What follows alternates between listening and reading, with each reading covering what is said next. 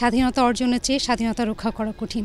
So আমরা মনে হয় সময়ের সাথে সাথে সবসময় আমাদের একটা উপলব্ধির ব্যাপার আছে যে স্বাধীনতাটা রক্ষা করা আমাদের সকলের দায়িত্ব।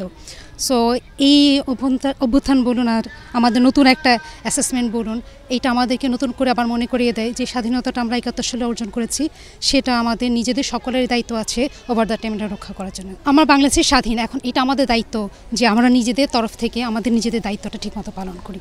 বাংলাদেশে নতুনভাবে জন্ম হয়েছে, যেটা ২৪-এর গণ অভ্যুত্থানের পর। পরিবর্তন তো একদিনে চাইলে সম্ভব না, আস্তে আস্তে পরিবর্তন হবে। আমরা চাই যেন আমরা সবাই বাক স্বাধীনতা পাই, কথা বলার স্বাধীনতা, এবং স্বাধীনভাবে আমি যে একজন নারী স্বাধীনভাবে যেন বাংলার রাস্তায় চলাফেরা করতে পারি, এই স্বাধীনতা আমি চাই। আমরা এখন যে সমাজে আছি, আমরা চাচ্ছি আমাদের সমাজটা যেন এতটুকু সুন্দর হয় যেখানে প্রত্যেকে বলতে পারবে যে হ্যাঁ, আমি আমার এই পরিকল্পনা নিয়ে আগাচ্ছি এবং আমি আমার এই পরিকল্পনাতে সফল হব। আমরা আমাদের দেশের জন্য এতটুকু স্বাধীনতা চাই। আমরা বুঝি যে আমরা স্বাধীনভাবে মত প্রকাশ করতে পারছি, আমাদের স্বাধীন মত প্রকাশটা যেন আমাদের দেশের পরবর্তী সিদ্ধান্ত নিতে সুবিধা করে আমাদেরকে, আমরা সেই বিষয়টাতে অবশ্যই সচেতন থাকবো। স্বাধীনতার পরে, বিশেষ করে ২৪ গণ অভ্যুত্থানের পরে আমরা যে স্বাধীনতা পেয়েছি, দেখা গেছে যে আগে যে দুর্নীতি হতো বা যে লুটপাট হতো, ধর্ষণ হতো, তার চেয়ে অনেক পরিমাণ কমে গেছে। আগে বিষয়টা চাপা থাকতো, এখন বিষয়টা মিডিয়ার সামনে স্পষ্ট হচ্ছে। তো আলহামদুলিল্লাহ আমরা স্বাধীনতা উপভোগ করতে পারতেছি, সামনে ইনশাল্লাহ আরও উপভোগ করতে পারবো আমরা। হ্যাঁ, আমাদের বোনেরা রাস্তায় প্রকাশ চলাফেরা করতে পারবে, তাতে কোনো সমস্যা হবে না, এপিজিংয়ের শিকার হবে না, ধর্ষণের শিকার হবে না।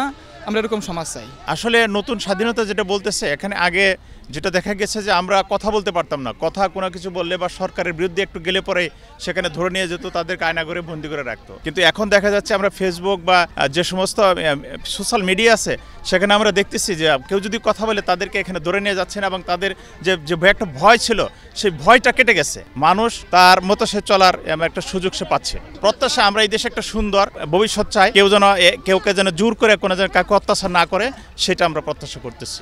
স্বাধীনতা মানে শুধু একটি ভূখণ্ড নয়, বরং মানুষের অধিকার, মত প্রকাশের স্বাধীনতা এবং ন্যায় বিচার প্রতিষ্ঠার নিশ্চয়তা।